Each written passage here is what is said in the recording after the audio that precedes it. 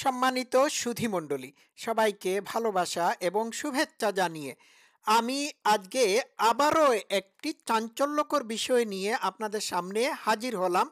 আপনারা শুরু থেকে শেষ পর্যন্ত না টেনে শুনবেন, কমেন্ট করবেন, লাইক করবেন। আপনাদের এক একটি কমেন্ট আমাদের কাজের আগ্রহ বাড়িয়ে দেয়।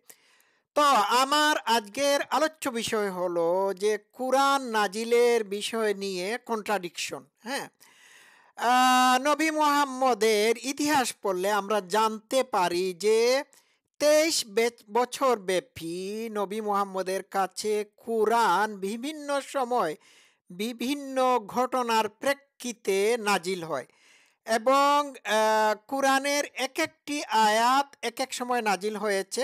কোনো সময় একদিনে 2টা আয়াত 3টা আয়াত নাজিল হয়েছে, কোনো দিন হ্যাঁ কুরআনের আয়াত নাজিলই হয় নাই, কোনো কোনো সময় কোনো দিন একটা আয়াত নাজিল হয়েছে। এইভাবে 23 বছর ব্যাপী কুরআনের আয়াত নাজিল হয়, পরবর্তীতে কুরআন সম্পূর্ণ হয়।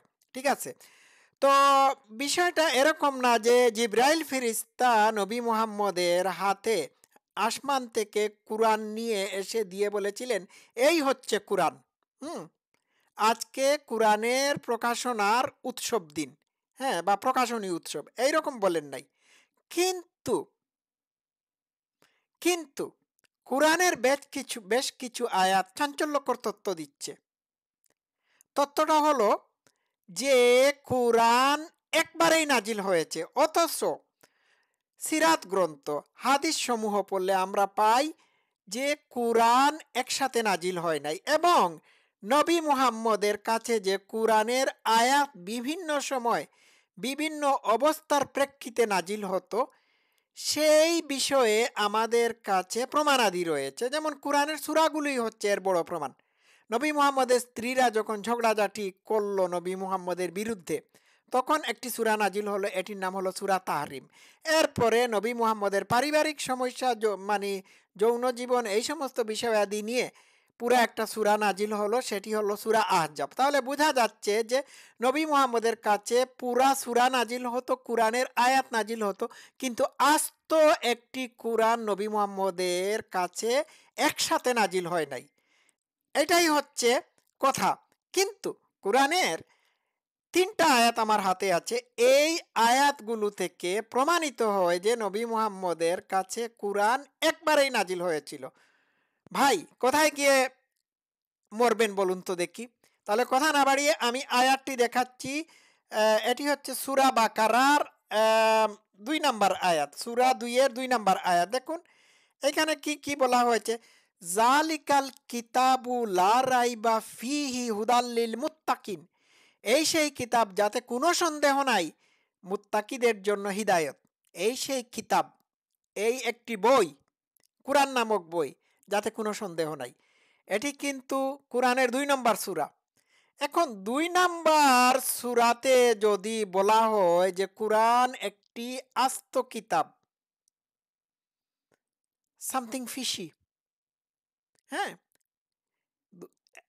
পুরা এটা যদি বলা হতো কুরআনের একেবারে শেষ সূরাতে যে এই সেই কিতাব যাতে কোনো সন্দেহ নাই, মুত্তাকিদের জন্য এটি হেদায়েত স্বরূপ, তাহলে এইটা মেক সেন্স করতো। আমরা ধরে নিতাম যে কুরআন সম্পূর্ণ হওয়ার পরে এটি আস্ত একটি গ্রন্থ হিসাবে কি কি হয়েছে, অ্যাপিয়ার হয়েছে, যার কারণে আল্লাহ বলছেন এই সেই কুরআন যাতে কোনো সন্দেহ নাই। কিন্তু কুরআনের প্রথম দিকে 2 নম্বর সূরাতে এটি যখন বলা হলো, এটা তো মেক সেন্স করতেছে না। ঠিক আছে, তো আরেকটি আয়াত দেখাই, আরেকটি আয়াত দেখাই। আচ্ছা, এই আয়াতটি দেখানোর আগে আমি বলি, যে জায়গায় কুরআন সম্পূর্ণই হলো না, সম্পূর্ণ হওয়ার আগেই বলে দেওয়া হলো যে এই সেই কুরআন যাতে কোনো সন্দেহ নাই, তাহলে কি? তাহলে কুরআন কি ধাপে ধাপে নাজিল হয়েছিল নাকি একসাথে নাজিল হয়েছিল? Very confusing. তো কুরআন সম্পর্কে এই ধরনের কথাবার্তা যদি হ্যাঁ এক এক জায়গায় এক এক রকম পাওয়া যায়, তাহলে তো এই কুরআনের উপর কোনো আস্থা বা বিশ্বাস বা ভরসা রাখা যায় না। আচ্ছা, সূরা 2-এর 185 নম্বর আয়াতে আমরা যেটি পাই এটা একেবারে যেটি পাই সেটি হলো রমজান মাস যাতে কুরআন নাজিল হয়েছে। দেখুন, রমজান মাস যাতে কুরআন নাজিল হয়েছে, এইখানে ক্লিয়ারলি বলে দেওয়া হয়েছে পুরা কুরআন রমজান মাসে নাজিল হয়েছে। অথচ নবী মুহাম্মদের জীবন ইতিহাস আমরা যদি স্টাডি করি তাহলে আমরা সেখান থেকে যে জিনিস পাই সেটি হলো যে নবী মুহাম্মদের কাছে কুরআন নবী মুহাম্মদের মৃত্যুর কয়েকদিন আগ পর্যন্ত নাজিল হয়েছিল।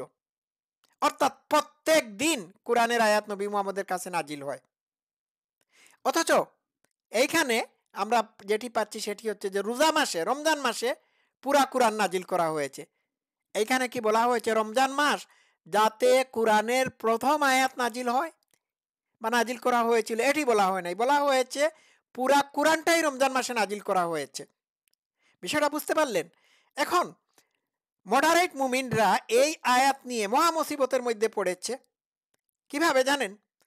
তারা বলার চেষ্টা করতেছে যে না না না না না কুরআন, হ্যাঁ, লৌহে মাহফুজ থেকে, হ্যাঁ, শেষ আসমানে, হ্যাঁ, জিব্রাইল ফিরিস্তা নিয়ে এসেছিলেন রমজান মাসে। বুঝতে পারছেন? এই হচ্ছে এই হচ্ছে তেনাবাজি, এই হচ্ছে জুড়াতালির ব্যাখ্যা। আচ্ছা দেখি এইটা কি এইখানে, দেখি এইখানের ব্যাখ্যা কি আছে। আচ্ছা, এই এই আয়াতে বলা হচ্ছে, এই দেখুন, নবী করিম সাল্লাল্লাহু আলাইহি ওয়াসাল্লাম এই পবিত্র মাসে জিবরাইল আলাইহিস সালামের সাথে কুরআন পুনরাবৃত্তি করতেন এবং সেই বছর তার মৃত্যু হয়। আচ্ছা, রমজান মাসে কুরআন নাজিল আরম্ভ হয় এবং হীরা গুহায় প্রথম ওহী রমজান মাসেই আসে। তাই এই দিক দিয়ে কুরআন মাজিদ এবং রমজান মাসের পারস্পরিক সম্পর্ক অতি গভীর। আচ্ছা, কিন্তু হীরা গুহায় রমজান মাসে জিব্রাইল ফিরিস্তা আস্তা কুরআন তো দিয়ে যান নাই, আস্ত কুরআন বা সম্পূর্ণ কুরআন দিয়ে যান নাই, কুরআনের কয়েকটি আয়াত নাজিল হয়েছিল। তাহলে তো আল্লাহ বলতে পারেন যে রমজান মাসে আমি কুরআনের প্রথম আয়াত নাজিল করেছিলাম। এইটা না বলে আল্লাহ যখন বলল আমি রমজান মাসে পুরা কুরআনটাই নাজিল করেছি, তাহলে তো উহুম, এইটা এটা মেক সেন্স হয় না। বুঝতে পারছেন? আচ্ছা। এই দেখুন মডারেট মুমিনরা এইটার মানে জোড়াতালি ব্যাখ্যা কিভাবে দিছে, আমি এটাই খুঁজছিলাম। রমজান মাসে কুরআন অবতীর্ণ হওয়ার অর্থ এই নয় যে কোনো এক রমজানে পূর্ণ কুরআনকে নাজিল করে দেওয়া হয়েছে, বরং এর অর্থ এই যে রমজানের কদরের রাতে লাওহে মাহফুজ থাকে নিকটের আসমানে পূর্ণ কুরআন একই সাথে অবতীর্ণ করা হয়। পরে 23 বছরের নবুয়তি জীবনে প্রয়োজনের তাগিদে ধাপে ধাপে নাজিল করা হয়। ভাই, এই ব্যাখ্যা আমরা মেনে নেব না, এইটা আল্লাহ বলে নাই। আল্লাহ বলছে রমজান মাস এতে সম্পূর্ণ কুরআন নাজিল করা হয়েছে, আর মুমিনরা এইটাকে তাকিয়াবাজি করে তেনাবাজি করে ভিন্ন ব্যাখ্যা দিচ্ছে। ওয়াও, কি অবস্থা দেখুন তো। হুম লাউহে মাহফুজ থেকে শেষ আসমানে কুরআন জিবরাইল ফিরিস্তা নিয়ে আসে, এইটা নাকি নাজেল। হ্যাঁ, তো জিবরাইল ফিরিস্তার কি ঠাটা পড়ছিল যে রমজান মাসে 7 আসমানের নিচে, হ্যাঁ, নিচের একেবারে শেষ আসমানে কুরআন নিয়ে নিয়ে এসে ওইখান থেকে ধাপে ধাপে 23 বছর পর্যন্ত কুরআনের আয়াত মুহাম্মদের কাছে নিয়ে আসবে? এটা দরকার ছিল? তাইলে কি লৌহে মাহফুজ থেকে কুরআন ডিসপ্লেসড হয়ে গিয়েছিল? হুম আবার আল্লাহ কুরআনে বলছে আমি কুরআনকে লৌহে মাহফুজে সংরক্ষিত করে রেখেছি। তাহলে লৌহে মাহফুজ থেকে কুরআন যদি, হ্যাঁ, শেষ আসমানে নিয়ে আসা হয়, তাহলে তো লৌহে মাহফুজে কুরআন আল্লাহ সংরক্ষিত করতে পারলো না, কুরআন ওইখান থেকে ছিটকে পড়ে গেল, নয় কি? এটা মেক সেন্স করে না। তেনাবাজি করে ব্যাখ্যা দিলে হবে না। আল্লাহর কি টাটা পড়ছিল?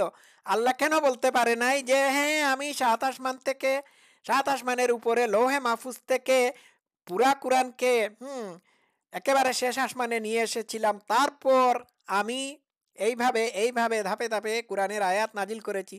ক্লিয়ারলি তো এটা আল্লাহ বলতে পারতো, বলে নাই। হ্যাঁ, বুঝতে পেরেছেন? এই হচ্ছে কথা। কি বলবেন? বুঝা গেল? হ্যাঁ, তো আল্লাহ তো বলতে পারতো যে রমজান মাসে আমি প্রথম কুরআনের আয়াত নাজিল করেছিলাম, এইটা বলতে পারতো। কিন্তু সে বলেছে পুরা কুরআনটাই সে রমজান মাসে নাজিল করেছে। ওয়াও, বুঝতে পারলেন? আচ্ছা, এরপরে সূরা ইউসুফের, এটি মক্কি সূরা কিন্তু, সূরা ১২ র ৩ নম্বর আয়াত। হ্যাঁ? খুব ভালো করে শুনবেন। এটা মক্কি সূরা। নবীর মক্কার জীবনে যে যতগুলো সূরা নাজিল হয়েছিল এর মধ্যে এইটা হচ্ছে ১২ নম্বর সূরা।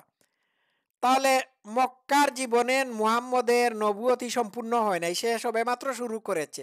এইখানে মক্কার জীবনে যে আয়াত নাজিল হয়েছে, এই আয়াতে বলা হয়েছে আমি তোমার নিকট, সূরা ১২ র ৩, দেখুন, আমি তোমার নিকট সুন্দরতম কাহিনী বর্ণনা করছি।